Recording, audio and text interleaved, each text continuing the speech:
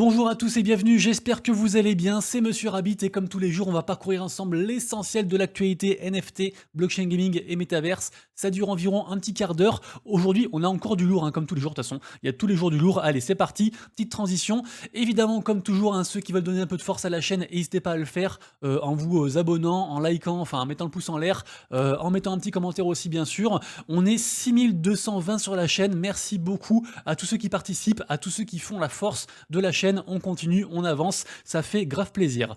Aujourd'hui, on commence par une news qui concerne la loi influenceur. Ça faisait longtemps qu'on n'en parlait plus. Je vous rappelle que la loi influenceur, c'est un petit peu une tannée pour tous les, tous les professionnels du milieu, à la fois influenceurs et à la fois aussi médias. Vous connaissez déjà mon avis sur la question. Sous prétexte de sécurité et de vouloir arrêter les influx voleurs de Dubaï, on interdit tout. Malheureusement, c'est un peu un truc récurrent en France. Quand on ne sait pas réguler, on interdit.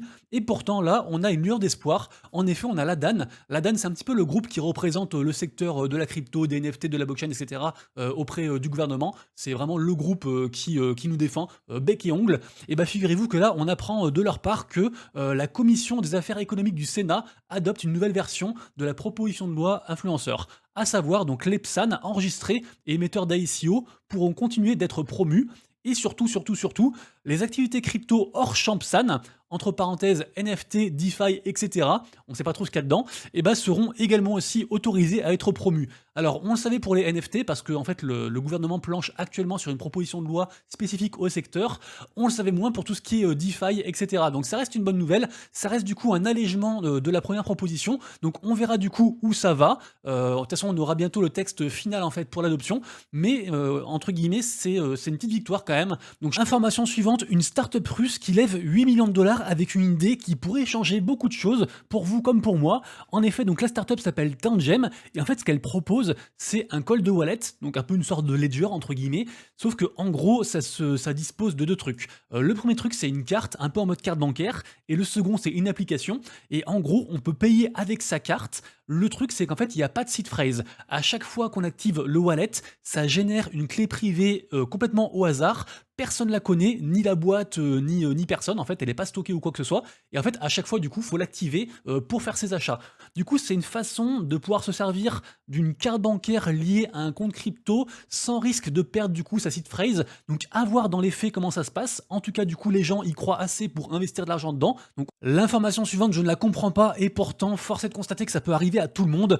Une fois de plus, on a un compte Twitter qui a été piraté. Pas n'importe lequel, puisque c'est celui de Daniel Allegre, donc l'ancien mec qui était à la tête d'Activision Blizzard, qui est devenu CEO de Yuga Labs. Donc du coup, son compte Twitter a été hacké, il l'a perdu, et après a été diffusé en fait des liens pour se connecter à Otherside, le métaverse des Bored Ape, et forcément du coup il y a des gens qui se sont fait scammer, puisqu'il y avait en fait un wallet drainer, donc quelque chose quand on se connecte qui vous prend votre argent de votre wallet directement, et du coup je comprends pas comment c'est possible. Alors évidemment personne est infaillible, mais ça arrive quand même très régulièrement dans le milieu, donc bien sûr faites toujours très attention à vous.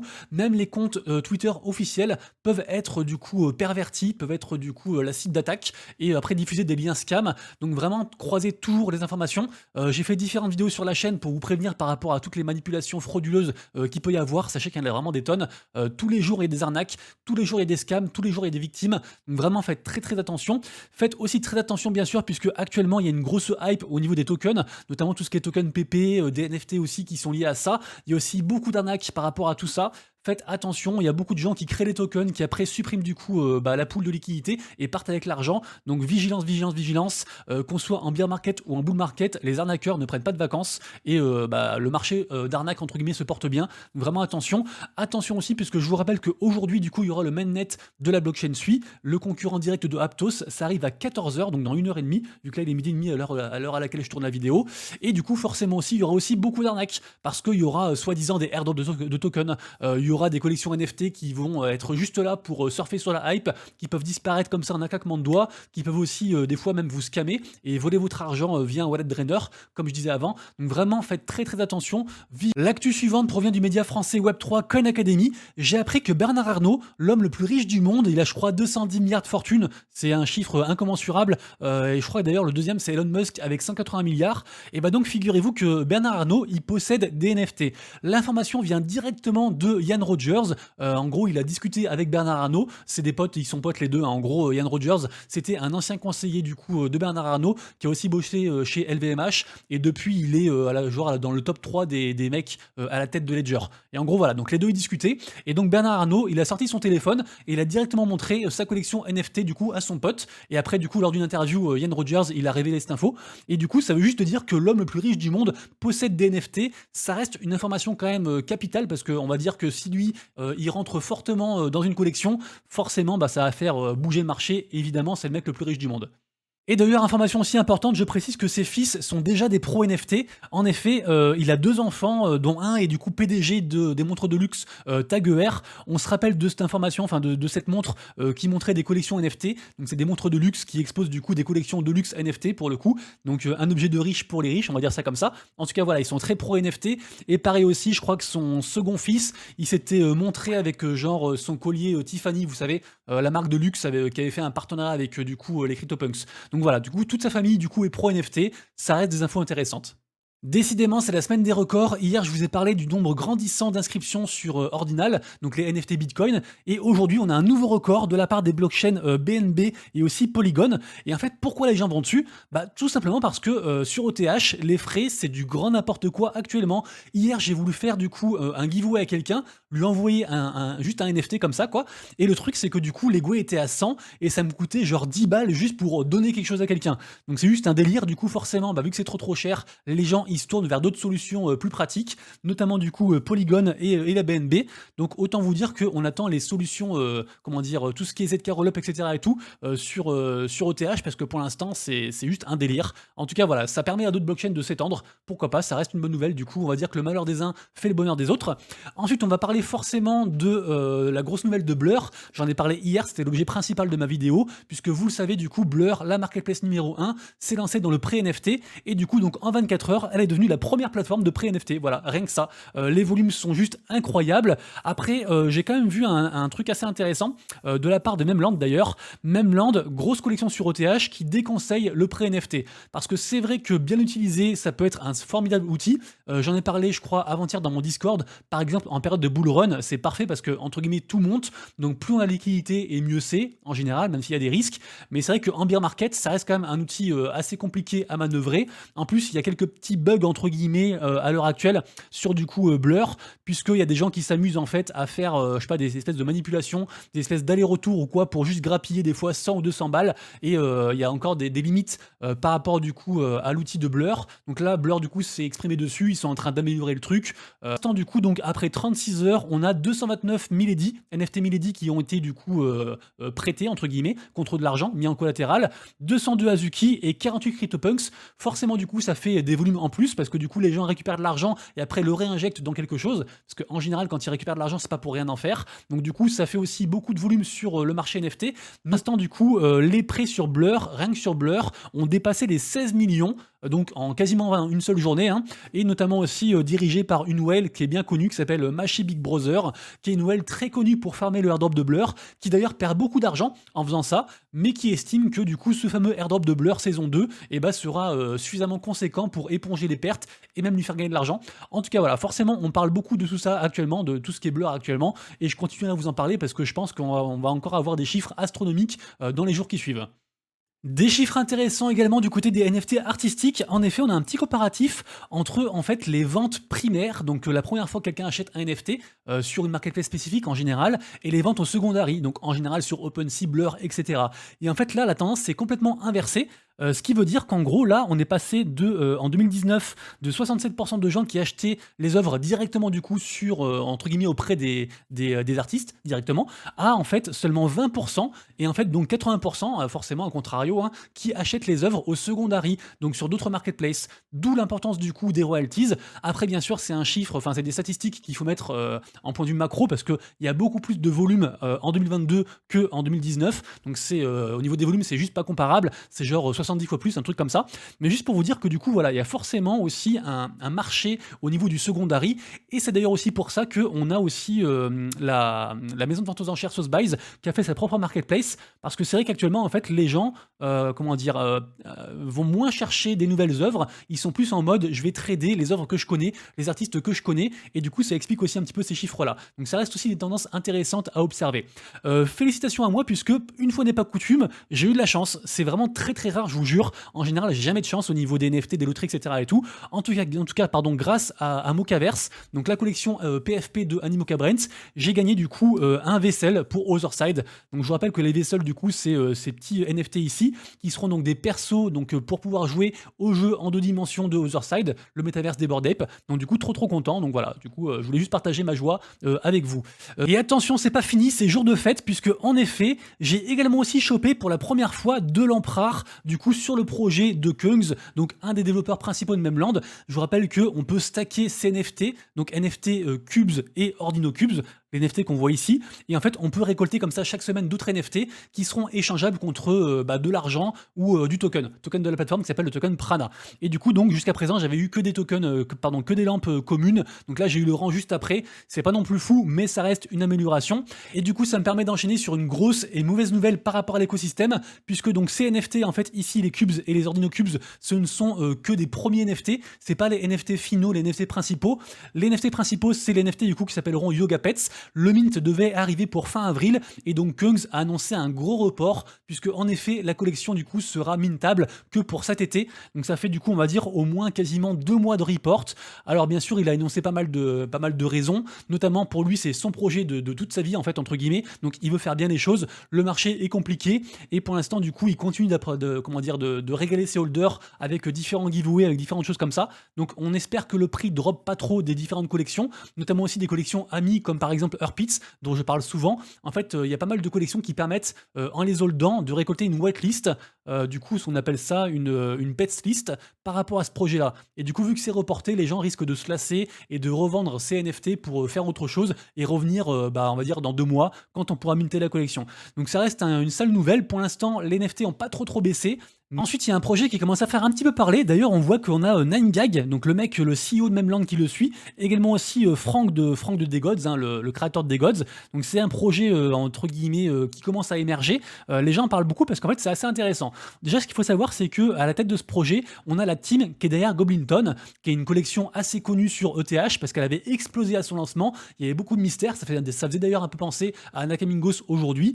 Depuis, du coup, la collection a pas mal baissé. Mais bon, elle est quand même à 0,33 ETH de floor price, ça reste très correct. Et en fait, dernièrement, ils avaient annoncé une saison 2, j'en avais parlé il y a environ 2 ou 3 semaines, et en fait, la saison 2, a priori, c'est ce projet-là, en fait, c'est le projet Big Ink.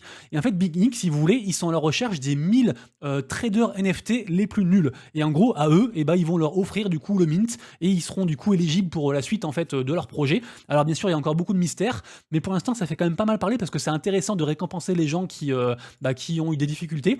Moi, du coup, je suis allé voir, je me suis connecté, je me suis pas fait scammer, donc après, voilà, à vos risques et périls, bien sûr. Même si moi je fais un truc, ça veut pas dire qu'il faut le faire. Je vous répète bien sûr que je donne jamais de conseils d'investissement. Il y a que vous et vous seul qui pouvez savoir si vous voulez investir votre temps ou votre argent dans les différents projets que je présente. Même si moi je suis hypé, ça veut pas dire que le projet va exploser. En tout cas, voilà, moi je me suis connecté au site. Du coup, j'ai regardé mon score. Alors malheureusement, j'ai que 1000 points. En fait, j'ai pas de trop mauvais trading. Et du coup, voilà, j'ai rien de particulier. Juste, ça me disait que j'ai dépensé 1,4 ETH. Voilà, c'est ici. J'ai dépensé 1,47 ETH en gaz, en frais de gaz. Donc juste horrible. Mais en tout cas, voilà, du coup, il y a un leaderboard. Et en gros, voilà, les 1000 premiers seront récompensés. Donc voilà, n'hésitez pas du coup à checker ça. Et sachez que c'est aussi interdit aux gros influenceurs. Donc par exemple, on a Machi Big Brother, dont je parlais juste avant, qui est refusé parce que sinon, ce serait trop facile en fait, parce que les whales, en fait, ils ont trop de trucs. Ils vont aussi vérifier du coup tous les comptes, les 1000 comptes qui seront les plus nuls, entre guillemets. Ils vont les vérifier un par un pour être sûr qu'il n'y a pas de wash training, il n'y a pas de choses comme ça. Et je vous tiendrai au courant, bien sûr, de la suite de ce projet. Mais ça démarre de manière originale et intéressante. On a ensuite une très jolie nouvelle puisque on a Theta Network qui fait un partenariat avec The Squad et qui annonce le Meta-Cannes Film 3 Festival. En gros, c'est un événement qui sera en marge du Festival de Cannes. Ça passera du 16 au 29 mai, donc très bientôt du coup. Et en gros, le festival présentera les meilleurs leaders des industries, des médias et du divertissement film web 3, avec notamment aussi des Oscars, des lauréats, etc. Comme tout ce qui se passe au Festival de Cannes. Super intéressant. Sachez qu'on peut d'ores et déjà acheter les places pour ceux qui veulent, du coup sur Theta Drop. Theta, c'est la boîte qui fait entre autres Theta TV, le concurrent Web 3 en mode Twitch, pour ceux qui sont intéressés. Donc du coup là, voilà, on peut acheter les places pour ceux qui veulent, et ceux qui veulent se renseigner du coup sur Theta Network, n'hésitez pas du coup à checker en description. Je vous ai mis un lien sur du coup un article de Bean Crypto très complet sur tout l'écosystème, parce qu'ils n'ont pas que la fenêtre Twitch, ils ont aussi plein d'autres choses. Donc vraiment, allez voir ça, c'est vraiment chouette ce qu'ils font. Goku Crypto qui nous apprend que VeChain s'associe au tournoi de tennis BNL d'Italie pour intégrer la technologie blockchain dans les trophées des vainqueurs. Super cool. En fait, chaque trophée du coup sera doté d'une puce NFC intégrée pour du coup distribuer une version numérique en mode NFT du trophée au vainqueur. Trop intéressant, trop cool. Interaction entre physique et digital. On aime, on adore. Également aussi dans le même esprit, on a une très grosse plateforme de billetterie qui se lance du coup dans la billetterie NFT. Donc ça s'appelle du coup Sport Illustrated, et du coup ça va permettre en fait aux organisateurs d'événements de diffuser aussi leurs billets sous forme de NFT. Ça se passera sur la blockchain Polygon. Autant vous dire que pour l'adoption c'est trop cool. Vraiment ce truc là pour relier le monde digital et le monde physique au service du coup du client et du projet. C'est vraiment une dinguerie. Pour information, c'est une billetterie qui a été lancée en 2021 et pour l'instant ils ont vendu plus de 50 millions de tickets. Donc autant vous dire que du coup ça va vraiment être chouette pour le côté NFT, pour diffuser du coup l'amour entre guillemets de cette technologie et surtout les utilités qui en découlent. News en bref pour les gens qui l'attendaient, la deuxième fournée de Solana Mobile va arriver, du coup elle a été envoyée actuellement, donc voilà, ceux qui sont en attente, vous allez recevoir du coup votre téléphone de Solana très bientôt. Le projet Lemware, je vous rappelle, j'en ai parlé quand il s'était lancé dans le Web 3, à la base c'est un truc de peer-to-peer que les anciens connaissent, ils se sont lancés du coup dans le Web 3, ils ont complètement changé, ils veulent faire une plateforme du coup musicale entre guillemets, enfin musicale pas que, avec plein d'artistes, en gros mais en mode Web 3, et figurez-vous que du coup là en fait leur token du coup est lancé, donc la Public Sale du coup est live. Donc pour ceux qui veulent du coup, n'hésitez pas à checker. Ils vont aussi faire des NFT très bientôt. Donc voilà, ça reste un projet intéressant. Avis aux possesseurs de NFT Genesis Digedegaku, ça y est, vous pouvez vous enregistrer du coup pour récupérer votre NFT gratuit sur Bitcoin Ordinal. Malheureusement, moi, j'en ai pas. Je crois que ça coûte environ un peu moins de 4 ETH de floor price. En tout cas, on verra ce qui s'y passe par rapport à cette collection sur Ordinals, si elle marche ou pas. Actuellement, je suis en train de dig le projet NFT Migos, qui est en fait un des projets de Blocksmith Labs, qui est une grosse boîte qui gravite essentiellement autour de Solana, un truc assez connu. Du coup, voilà, je vous donne le truc, je vous donne le projet, après vous en faites ce que vous voulez. À vous. Deuxième partie de la vidéo, les NFT à surveiller et les mints du jour. La journée d'hier était tellement folle que forcément aujourd'hui, on est en retracement. À peu près 11% de ventes en moins par rapport à hier. Évidemment aussi, beaucoup de volume sur les collections qui sont push par le nouvel outil de Blur, de pré-NFT de Blur. Donc évidemment, je parle de Azuki, de Milady Maker et de CryptoPunks. D'ailleurs, Blur qui a annoncé du coup très bientôt une 4e collection qui sera disponible, sûrement les Bored Ape. Après, ça peut aussi être autre chose. On n'est pas à l'abri. En tout cas, ça bouge quand même pas mal. Du côté de Solana, on a toujours Mad Lads qui est en tête. Évidemment, l'attention est focalisée là-dessus. Du coup, c'est plus dur pour les autres collections parce que forcément, tout le monde regarde Mad Labs. Qu'est-ce qu'ils vont faire? Qu'est-ce qui va passer? Est-ce qu'il va y avoir encore du coup du trolling aujourd'hui ou non? On ne sait pas. Évidemment, comme tous les jours sur mon compte Twitter, vous retrouvez les mints du jour et les NFT à surveiller. Aujourd'hui, mint du jour, on a Waltz Vault que j'aime beaucoup, qui a vraiment le charme des anciens Disney. Vous irez voir. Il faut être whitelisté, mais en tout cas, voilà, je vais surveiller la vente. Ça a lieu cet après-midi. Un projet vraiment que j'espère que ça va marcher. On a aussi Freckle Trivia, très intéressant, une plateforme gaming interactive sur Polygon. On a aussi un drop de l'artiste Design Dane. C'est la fille qui se confond en fait dans les paysages. C'est vraiment une super artiste. Et on a aussi Take World. C'est des PFP qui servent aussi de cartes VIP pour du coup un projet communautaire de Launchpad, assez intéressant aussi également. Évidemment, aujourd'hui, on a Sui qui arrive, donc je vous ai sorti du coup les 5 mints les plus hypés selon moi sur Sui aujourd'hui. Donc Sui Gnome, Sui Ecosystem, c'est coac-listé, mais c'est un très gros projet. C'est aussi ceux qui font, je crois, les noms de domaine aussi sur Sui. On a aussi Suishi NFT, NFTT App et Sui Heroes. Également aussi à surveiller, bien sûr, les Goblinton, donc j'en ai parlé juste avant. Les Degods qui arrivent à 9 ETH, bravo à eux. Milady Maker, évidemment, j'en reparle pas. Mad Labs aussi bien sûr. Nakamingos n'a pas dit son dernier mot, ils sont toujours présents. Les campagnes Panda aussi, j'en parle juste après parce qu'ils font un gros event sur Miami, incroyable. Et aussi bien sûr Other Side Meta, puisque peut-être qu'on a touché un bottom à 1,2 ETH, à voir, mais pour l'instant ça se consolide pas mal. Et également aussi bien sûr, comme je disais juste avant, les cubes et les ordinaux cubes suite au report en fait du mint de Yuga Pets, évidemment. Et j'ai rajouté, la journée va être mouvementée parce qu'évidemment il y aura beaucoup de choses qui vont se passer. Déjà on va voir si du coup Suisse passe bien. J'ai également aussi diffusé hier sur mon compte Twitter le top 10 des collections NFT à surveiller qui vont être mintées très rapidement sur Sui avec deux très bonnes surprises. J'en parle aussi juste après. Je vous rappelle aussi que j'ai fait une vidéo sur le top 10 pour ceux qui préfèrent avoir un format vidéo. Vous irez voir ça, mais j'ai fait un top 10 des collections NFT les plus hypées.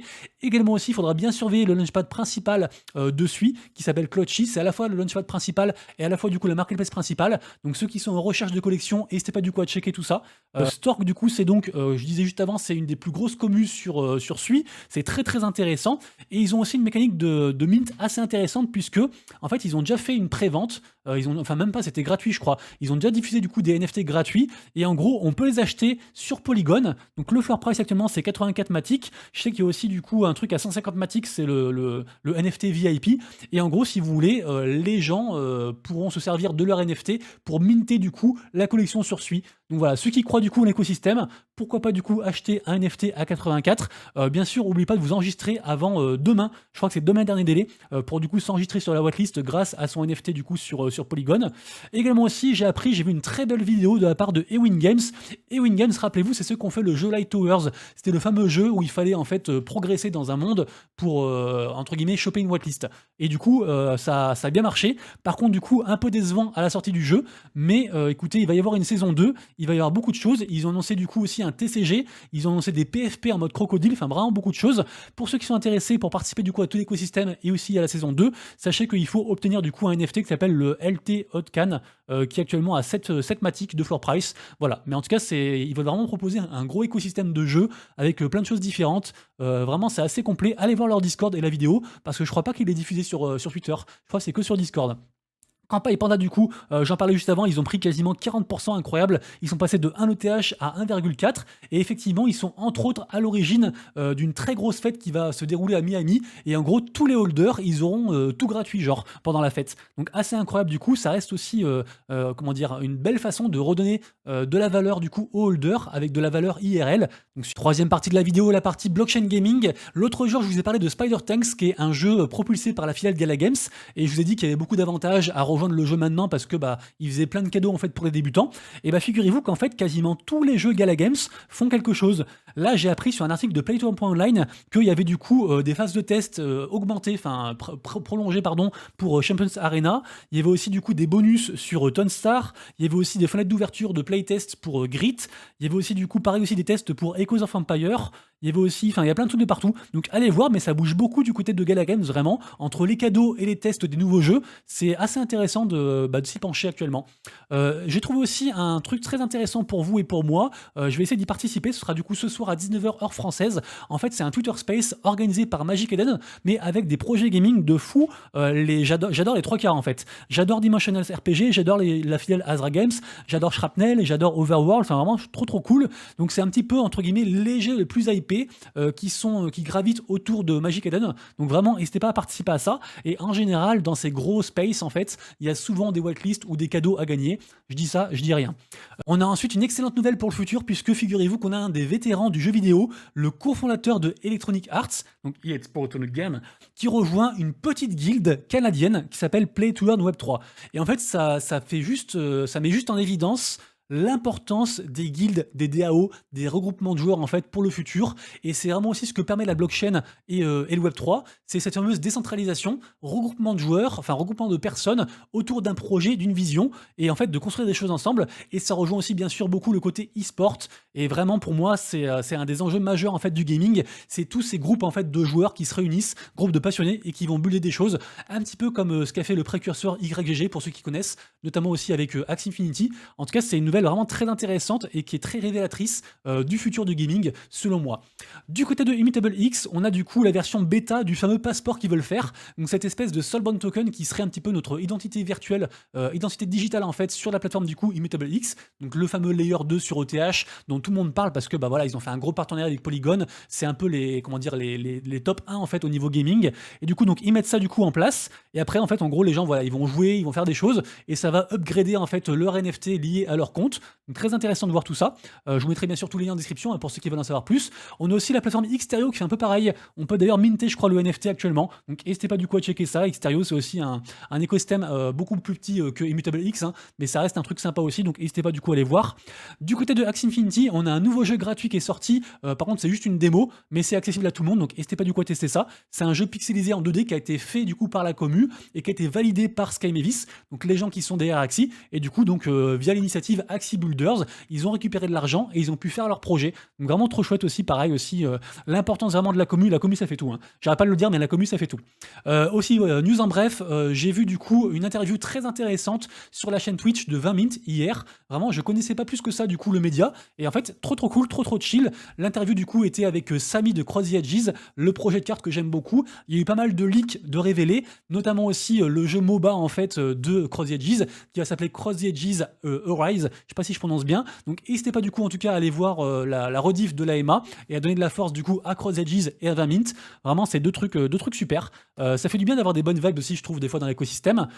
Également aussi ce soir on aura un live Twitch de Parallèle qui est un autre TCG du coup sur la blockchain que j'aime bien aussi, donc n'hésitez pas du coup à checker ça. C'est toujours intéressant de voir les projets comment dire en situation concrète, de voir des gens y jouer plutôt que d'avoir que de la théorie sur un prochain projet Play to Earn qui va sortir dans 1000 ans. Également aussi d'ailleurs pour ceux qui veulent, on a eu du coup un live sur du coup le Discord de Fractal. Fractal c'est une marketplace spécialisée dans le jeu au niveau Solana, et donc du coup a été présenté Champions Ascensions. J'ai beaucoup aimé, c'était vraiment trop cool, et je vous rappelle que du coup le projet aussi est gratuit, donc n'hésitez pas aussi à checker ça, ce genre de projet. Des nouvelles aussi par rapport à Hrush. Alors Hrush, ouais, j'arrive plus à le dire. Là on sent que c'est la fin de la vidéo, hein. Hrush si vous voulez c'est un projet qui est sur Avalanche. D'ailleurs on finira la vidéo sur 2 projets sur Avalanche, celui-ci et un autre. C'est un projet vraiment très intéressant, c'est un peu une sorte de Age of Empire, on va dire ça comme ça. C'est un jeu de stratégie très intéressant et avec une hype on va dire grandissante, et figurez-vous que du coup ils ont dévoilé différentes mécaniques et apparemment on peut tester le jeu, donc n'hésitez pas du coup à tester le jeu. Il y a aussi du token de la plateforme qui est à gagner, donc voilà, ça reste aussi un truc cool. Et la dernière news du coup de la journée c'est par rapport à Imperium Empires que je ne connaissais pas, mais apparemment aussi pareil c'est un très gros projet gaming sur Avalanche. Ils font d'ailleurs aussi là à l'occasion de la nouvelle saison, ils font un gros système de reward, et même le jeu en fait même plus que ça, le jeu passe entièrement gratuit, alors que jusqu'à présent pendant les 5 premières saisons c'était payant. Donc là du coup maintenant c'est gratuit, du coup ça démarre aujourd'hui, voilà, aujourd'hui à 4h du mat, donc du coup c'est dispo, il y a 3000 balles à gagner, donc n'hésitez pas du coup à checker tout ça. Je vous ai trouvé une petite vidéo du coup sur le projet pour ceux qui veulent. Si, en gros de ce que j'ai compris c'est un peu un jeu, alors c'est un peu bizarre, j'ai pas tout saisi, mais c'est un peu une sorte de jeu de stratégie dans l'espace, avec aussi une partie combat. Pourquoi je mets que des extraits de gens qui sont sur Discord, wesh? Donc voilà, du coup vous irez voir, mais voilà. Bon, j'ai pas trop vendu du rêve, vous irez voir, on va se quitter là-dessus. Les amis, du coup, c'est tout pour moi. J'espère que vous avez kiffé du coup la vidéo du jour. Si c'est le cas, bien sûr, likez, partagez, abonnez-vous, mettez un petit commentaire, le petit pouce en l'air, vous connaissez tout ça. Et on se retrouve donc dès demain. Bonne chance à vous avec lui, avec tout le reste, avec le marché. Faites attention à vous, à vos proches et à vos wallets. Des bisous, c'était Monsieur Rabbit. Ciao.